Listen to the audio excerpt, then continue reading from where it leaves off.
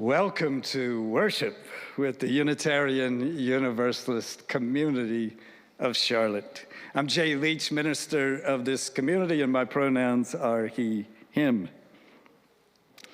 Liddell Moe is a South African-born US-based artist who works in the medium of concrete. The North Carolina Museum of Art commissioned her to create the piece that you see now on the screen. And it was in that museum where I saw this piece. Last summer, in my second encounter with this intriguing work, I spent the better part of an hour contemplating and then photographing it. It consists of 277 separate pieces, each of them approximately the size of the artist's fist. At a distance, the distance from which I took this shot, they appear as random, indecipherable earthen blobs hanging on small steel pins over the wide expanse, probably 20 feet of a wall. The eye works to make meaning, to organize these amorphous shapes into some whole. But observed up close, as you'll see in other images today that will appear on this screen, they take on a whole different meaning. Viewed nearer, we see them as heads, each with a unique face frozen into individual, somewhat ambiguous expressions. They portray both people Liddell Moe knows and others from her imagination, varying in color and texture depending on the region and the country where Moe mixed concrete from local sand. Liddell Moe calls this piece, as you see, congregation. Congregation. Today, we create together an experience intended in part to invite us into deeper reflection on Unitarian Universalism's so-called first source. Our religion is not an unrooted, make it up as you go along, each one of us for ourselves kind of thing. We name the sources of our religion. You can read all 6 of them in the early pages of our gray hymnals. The first of these sources says that our religion is derived from, get ready, it's a lot of words, true to Unitarian Universalism, direct experience of that transcending mystery and wonder affirmed in all cultures, which moves us to a renewal of the spirit and an openness to the forces which create and uphold life. Whew. That long and challenging claim can be synthesized into a recognition that for us, spiritual exploration initiates not with what do you believe, but rather with what have you experienced? Spirituality, the lifeblood of our religion, is found not in some ethereal domain apart from our lives, but woven directly into our individual experiences. We arrive today at this clearing in the forest of our lives by many spiritual paths, each as unique as Liddell Moe's faces. We carry within us the imprint of our own experiences, not unlike that series of 277 unique faces that she produced. Today, we become congregation, community, the gathered ones, fashioning ourselves into something more than just our personal experiences. Today we march and dance and sing together.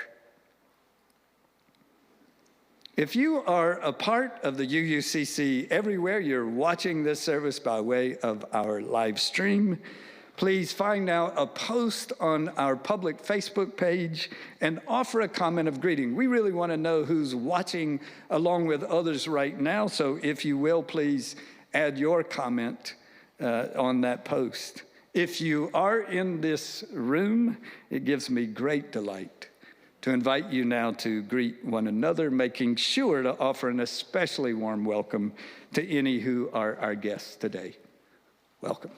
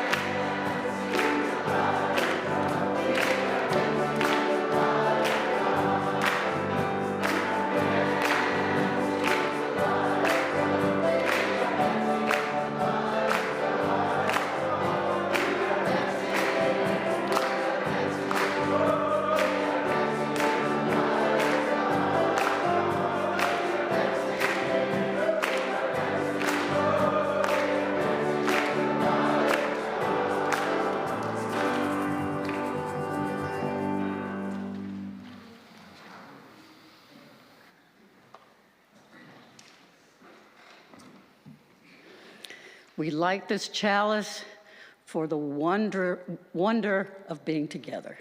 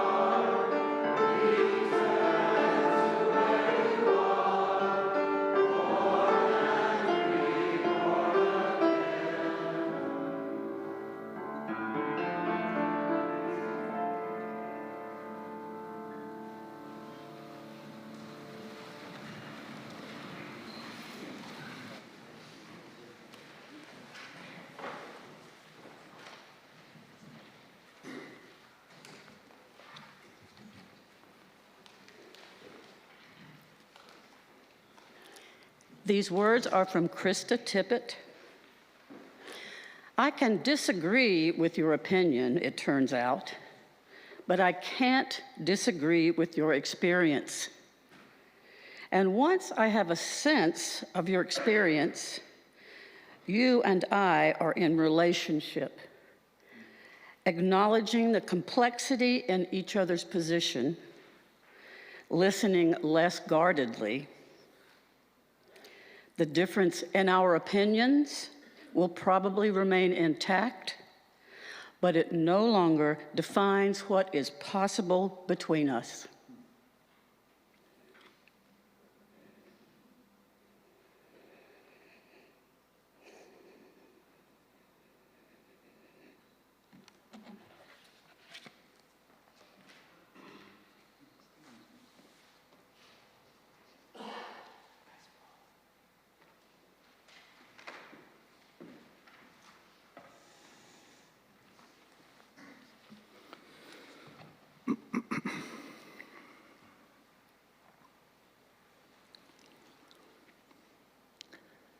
After leading our service here last Sunday morning, I visited another congregation that evening, a massive megachurch close to our home.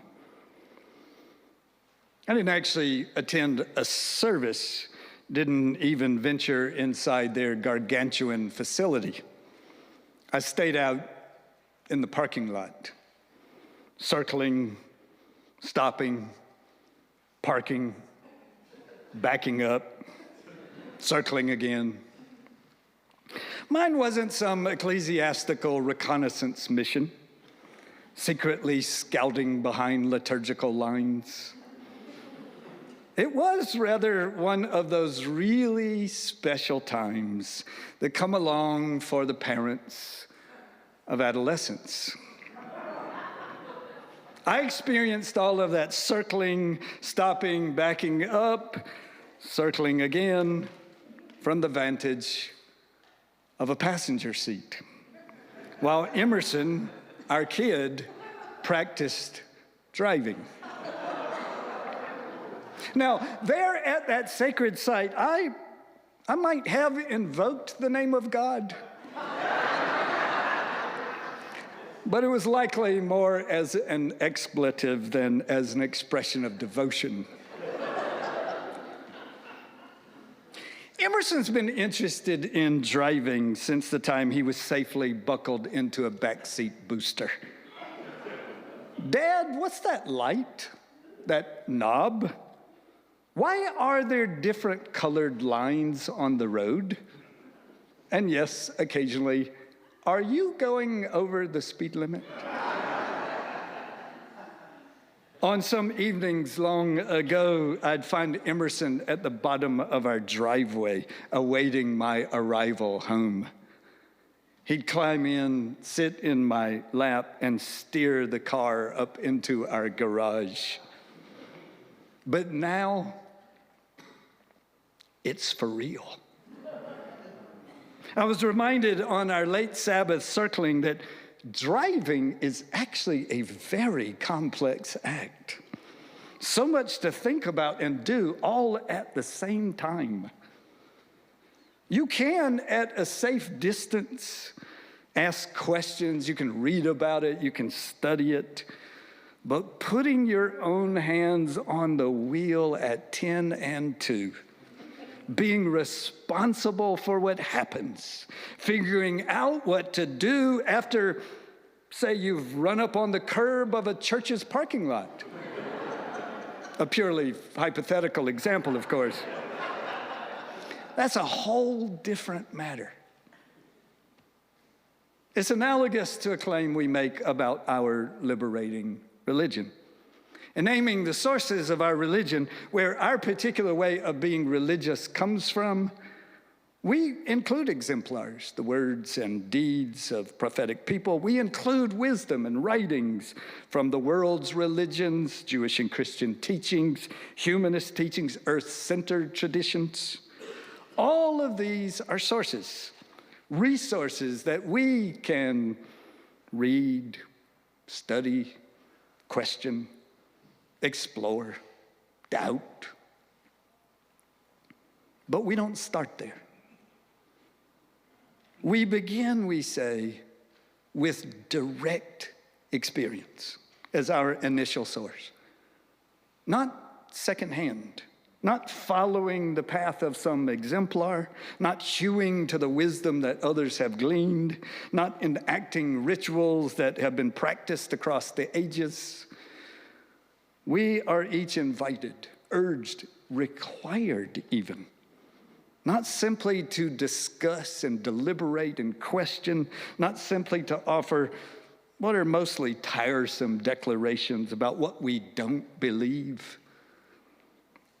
We're summoned, metaphorically speaking, to take the wheel for ourselves, to live and to reflect on our own experiences, to start our own spiritual journeys, not with some distant tradition, but from within each of our minds and hearts and souls. It is a radically egalitarian claim. The discovery of spiritual meaning deep enough to enliven and sustain us need not be mediated to us by some priest, some ecclesiastical authority figure, a rabbi, guru, imam, or even a minister. We each, our tradition audaciously claims, we each have direct access, direct experiences, direct responsibility. How might we access such experiences? I like how my dear friend and colleague, our former contract minister, Kathleen McTeague, goes about it. My spiritual practice consists of this, she writes. I think back on the events of the day and I ask the question, where was God in this day? It's a question that can be asked in a dozen different theological voices. And if God language fails to resonate, then we might ask merely, where today did I hear the language of my life? The question, Kaki says, puts a sheen of attentiveness and care on even the most mundane dimensions of our days. It gives us a way to cradle the moments of a day, just lives and sees them again before they're too far away, to notice the regrets and the failings as well as the joys. You hear where she's looking and listening, on what she is reflecting? Not on what others say should have meaning, but on what she's actually experienced in the course of her day. When was I most alive? When did I feel attuned to my life's deepest purpose? When did I betray my own values? When and how did others wound me? When did my heart sing in harmony with that which I hold most dear? Direct experience. Imagine a religion trusting you and me that much, holding such a high valuation of all of us that it begins by asking of us, not what do you believe, but rather, what have you experienced?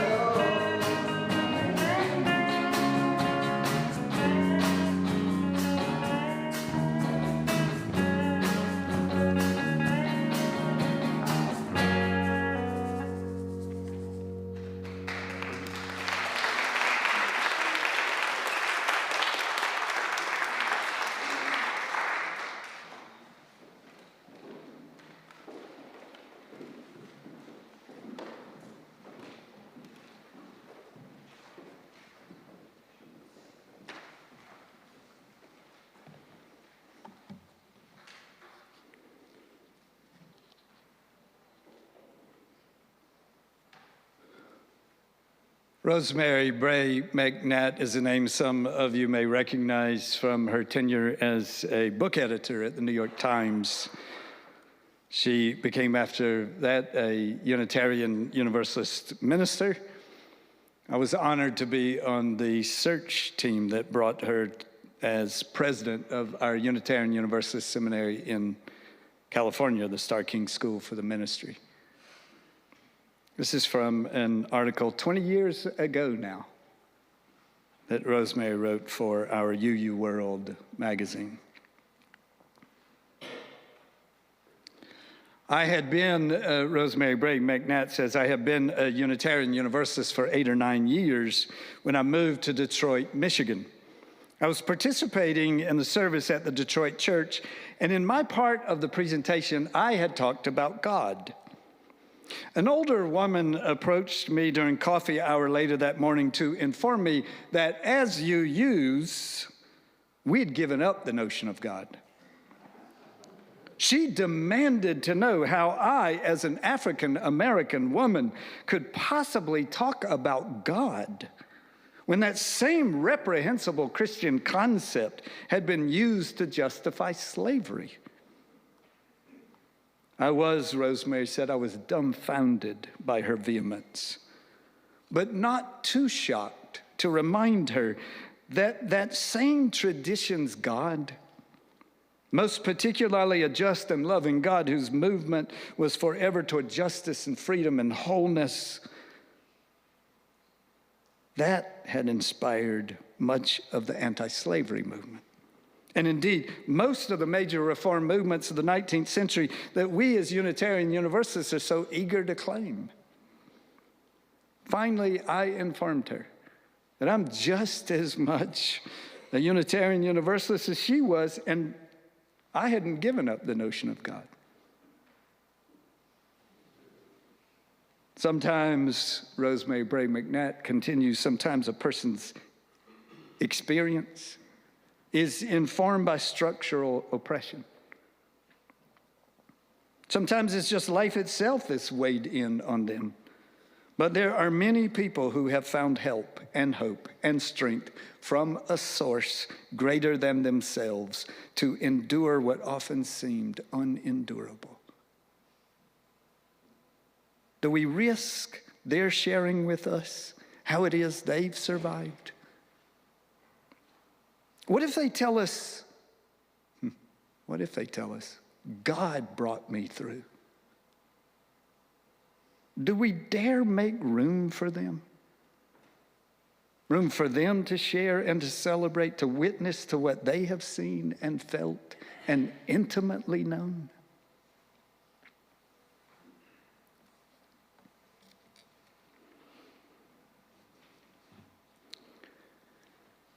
Thanks to an invitation from one of you, thank you, Tom, I spent over an hour this past Thursday afternoon discussing Unitarian Universalism with a group of retired Jewish businessmen.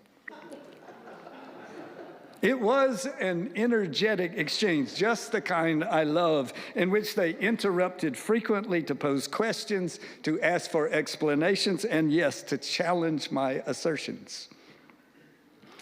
I explained that early Unitarianism was fueled by the energy of the Enlightenment, honoring rational scrutiny as a key element of religion. Later, one of my interlocutors asked, without a sacred text to point the way, what does your religion rely on as its guide? So I began by pointing again to reason as a primary resource. And before I could add to that response, he interrupted me. In this rather cerebral exchange, he protested, but reason alone is not enough. It's not the only way we come to know things. I completely agreed, seizing an opportunity to slip in a reference to Ralph Waldo Emerson. Explain Emerson's high valuation of intuition. I mentioned the ways the Transcendentalists had tempered the Enlightenment's overemphasis on reason with Romanticism's more expansive melding of the emotional with the rational. I find myself turning more and more often to art, with its capacity to engage the full human experience. Past few years, I've been introduced to the work of the celebrated African-American artist Carrie Mae Weems, who is best known for her photography.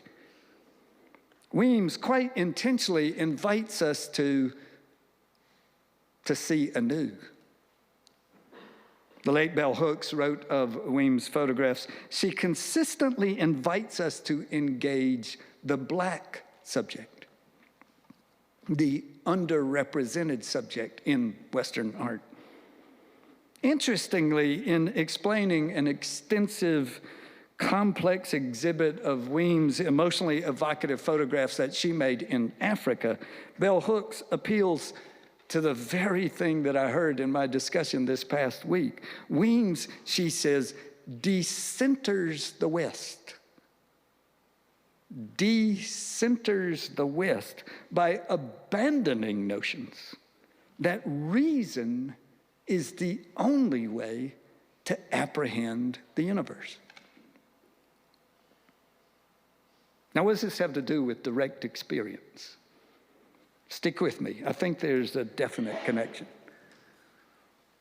As many of us are learning, in recent years, Black Unitarian Universalists have urged us to reflect more deeply on who we are and on how, despite our best intentions, we continue to create a culture within our congregations and in our larger movement in which Black people and other people of color don't always feel welcomed.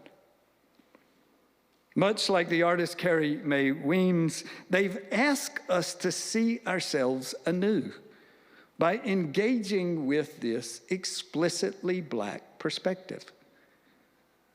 Out of their concern, they've even suggested that Unitarian Universalism take a more explicit approach, intentionally adding to our 7 principles an additional 8th principle that recognizes the work that we need to do, not just beyond us, but also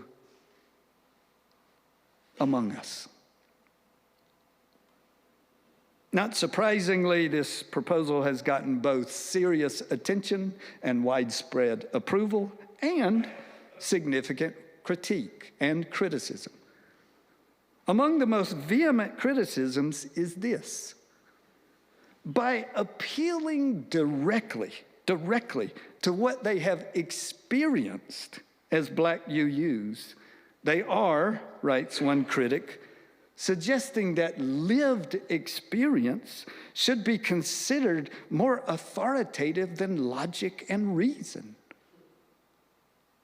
He protests personal lived experience of members of marginalized identity groups is being given more priority than reason and logic and evidence.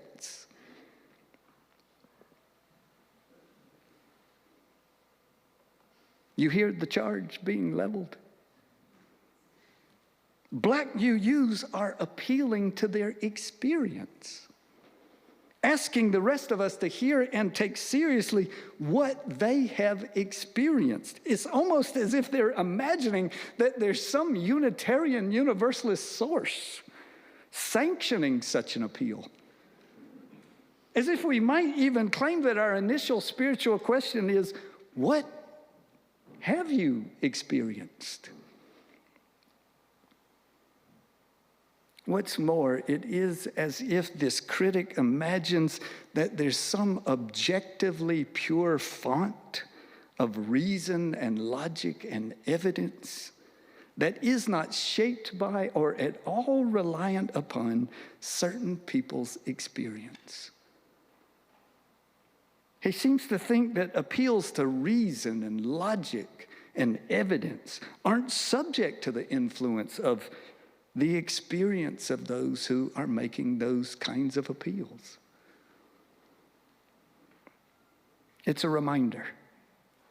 It's a reminder that a religion valuing experience offers both a great opportunity and a rather significant challenge. Experience matters, but whose experience matters? Whose experience will we take seriously? Whose experience will we regard as normative? And whose experience will we, if only subconsciously, marginalize? Keep in mind, the challenge we're hearing isn't from the outside. It's not from those who may not understand us or appreciate our approach. This particular challenge is coming from fellow Unitarian Universalists. Black UUs, those who've joined us, who've committed to us, who are parts of us, who are even leaders among us. My friend, Rosemary Bray McNatt, one of the most recognized and respected of the Black UUs making this challenge, invites us to expand our embrace. The embrace of the kind of experiences that we will honor in our liberating religion. Do we dare make room, she wonders, for others with other kinds of experiences to share and to celebrate, to witness to what they have seen and felt and intimately known? Do we dare make room? We do, in fact, ask as our initial spiritual question, what have you experienced? In troubled times, when so many of us are drawing fixed lines between us and them, to whom will we dare ask that question? Will Unitarian Universalists dare to make room for an ever-expanding array of experiences, even the ones that may challenge us to begin again and to see anew?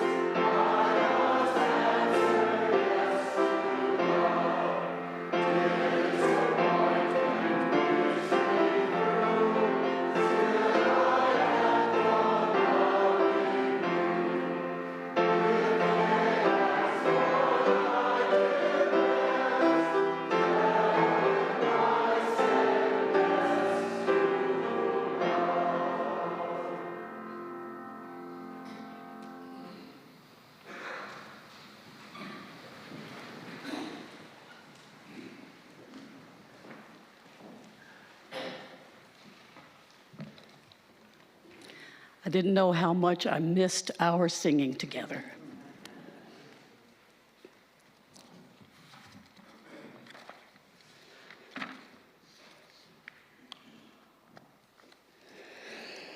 Welcome.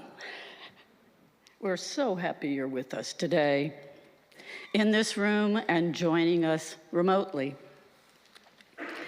We're pleased to have guests in this room and participating through live stream. Our members would like to greet those of you who are here following the service. So if you are visiting, would you please raise your hand and keep it up? Thank you. Members, please take note of the guests seated near you and invite them to join you for coffee and conversation when the service ends. If you're visiting us via live stream or viewing an archived version of this service, we'd welcome an opportunity to connect with you. Reach out to our membership coordinator, Kelly Green, whose email is kelly@uuccharlotte.org. And should it enhance your experience of future services, we offer large print orders of service, personal hearing assistance devices, and we have an elevator available as well. Welcome to each and every one of you.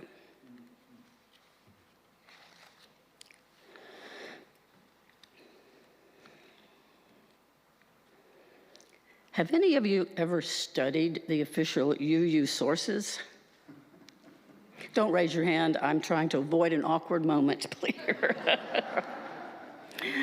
As Jay said, these 6 sources, as well as the 7 principles, are listed at the beginning of each of our hymnals. And as a matter of fact, the Teal hymnal categorizes the songs by source.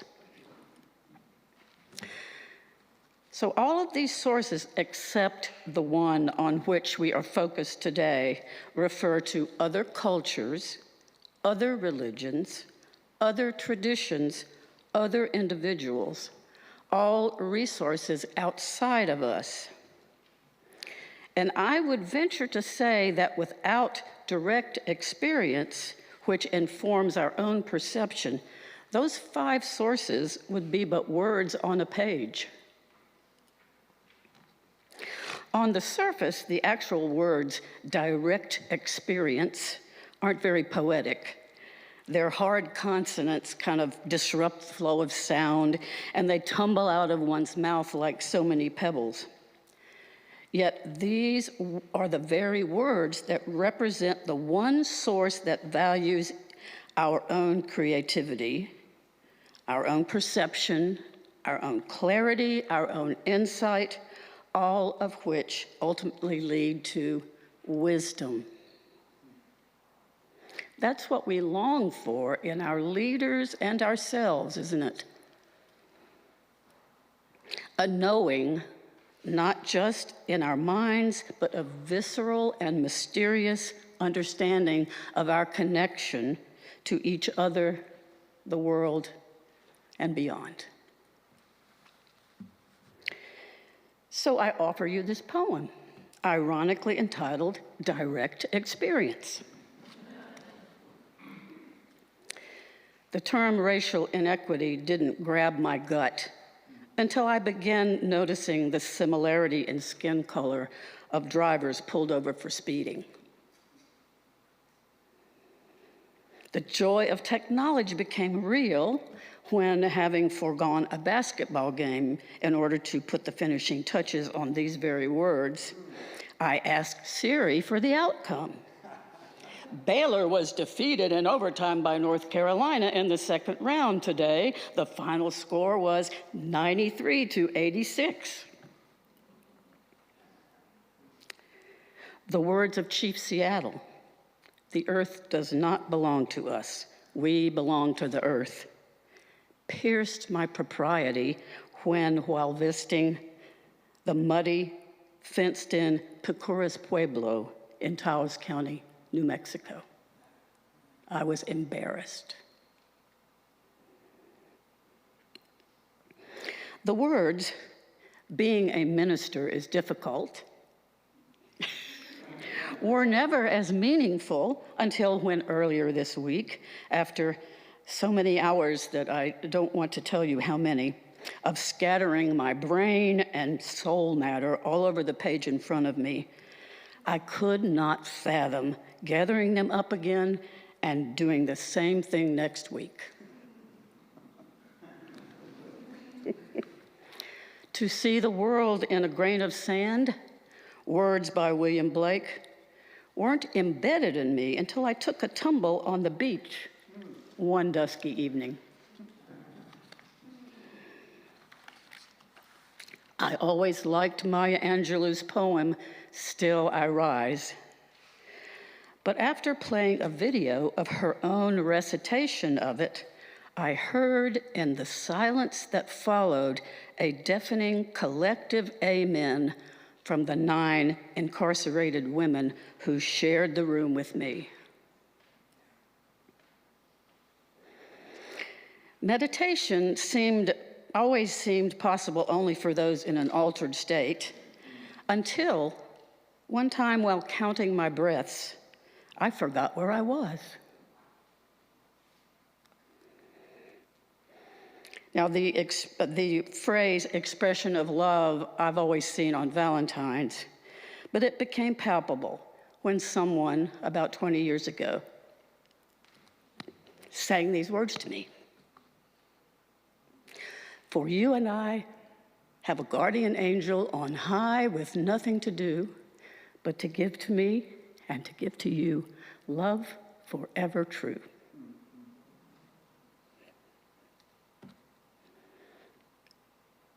How would your poem, Direct Experience, read? I know one thing, it would be like no other.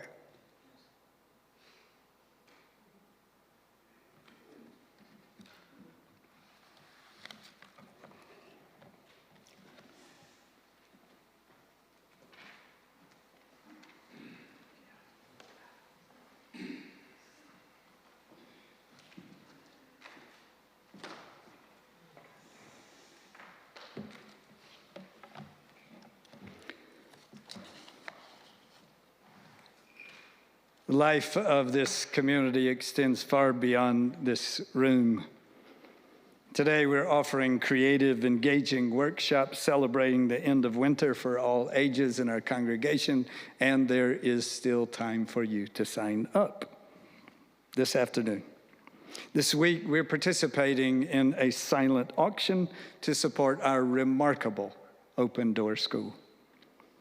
In 2 weeks, on the evening of Sunday, April 3rd, you want to write this down, Sunday, April 3rd, we're hosting a very special concert in this room by Charlotte Symphony musicians Victor Wang and Andrea Mum. We're asking you to sign up ahead of time if you're planning to come.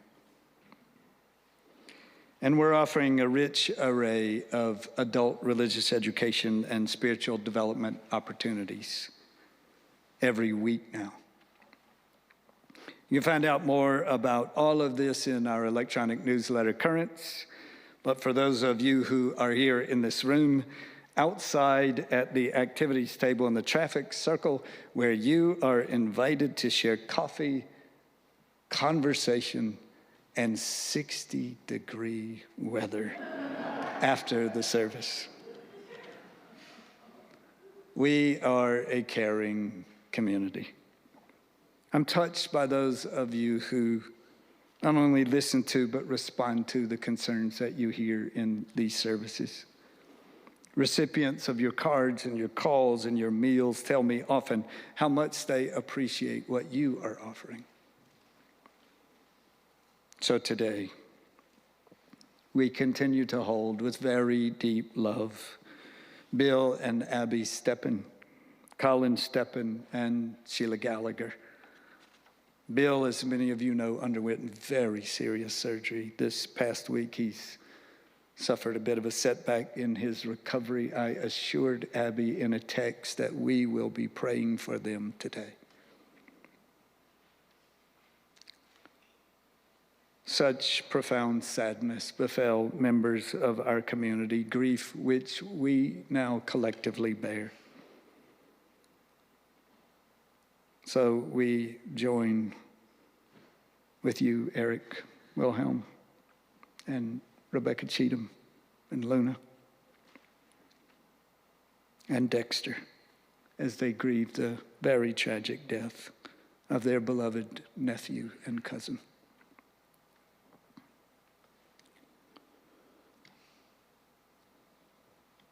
Even as our hearts are touched so deeply by the courage of the Ukrainian people, we grieve with them as well. In Eastern Europe, but also, let's not forget, in Southeast Asia and in Central Africa, and in our own cities, our unceasing prayer is for peace. Please join me now in meditation.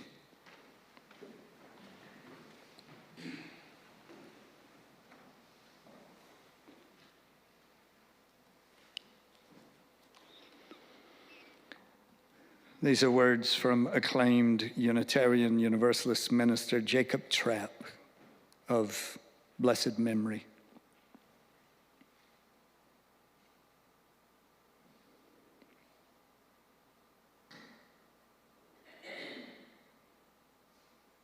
Here we are reminded of mystery and of holy things, of the finite nature of humankind, of a love of God possible only in love for one another.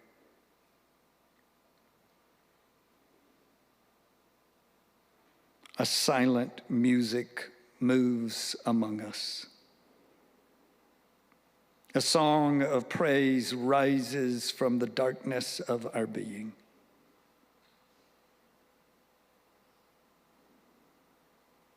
So we are silent together, until the silence deepens to a wordless prayer.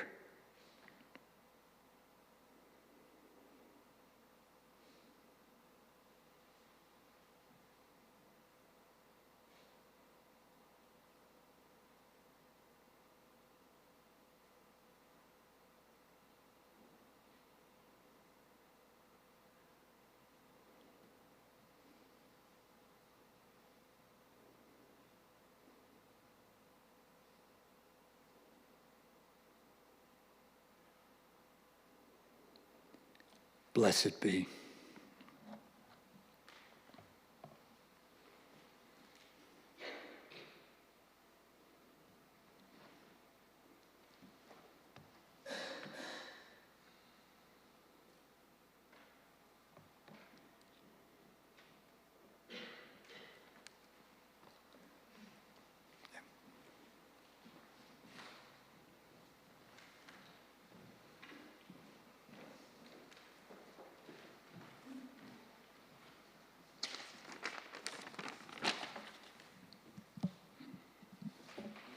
Good morning. I have to say, it's really great to see everybody this morning after a long time of not seeing you. I'm Mike O'Sullivan.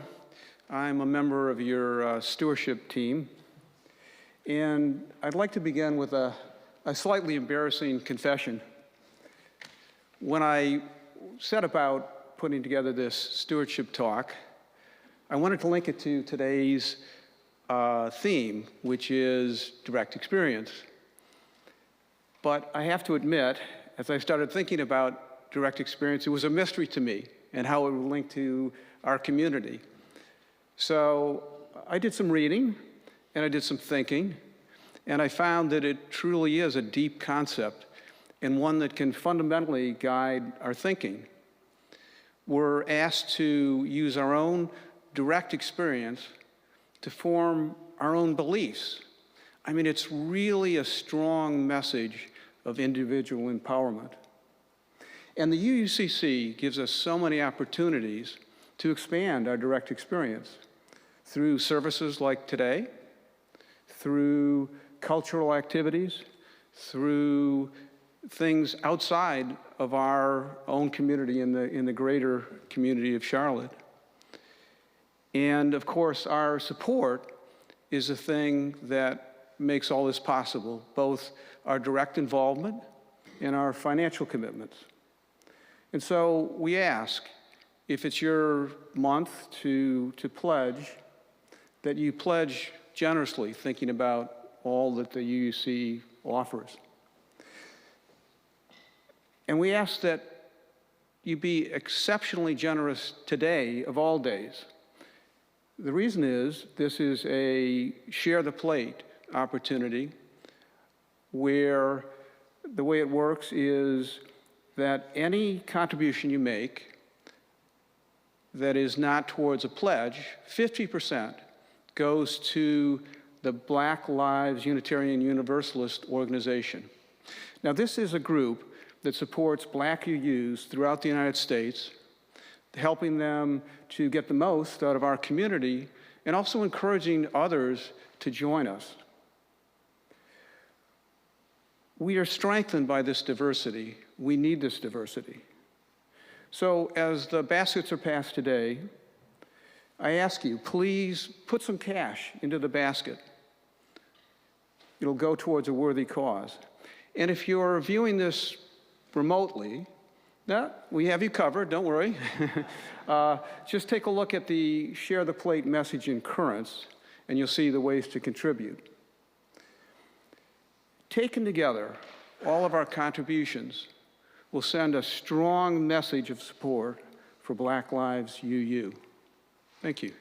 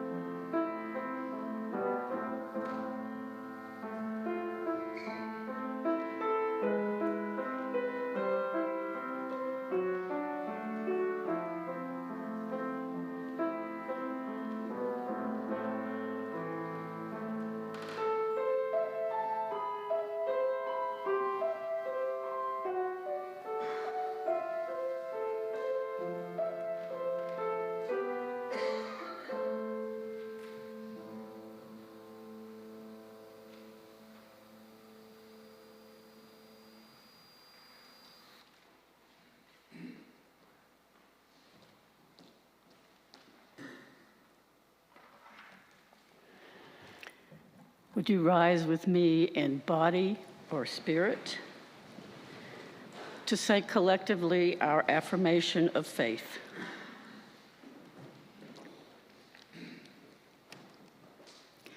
Day by day, moment by moment, infuse your life with meaning.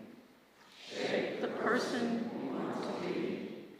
Love this world as the context for our existence, and leave to the unknown that which cannot be known.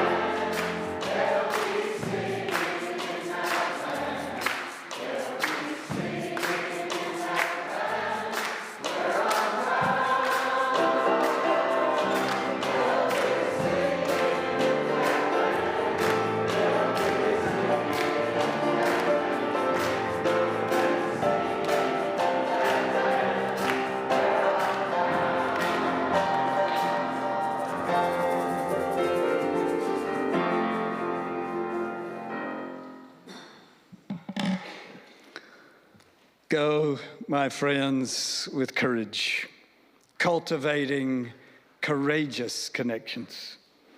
Go listening ever more deeply to the call of life that is woven into your daily experiences. Go attending more expansively to the testimonies of those whose experiences are not your own. Go with courage, my friends, cultivating courageous connections. Please be seated.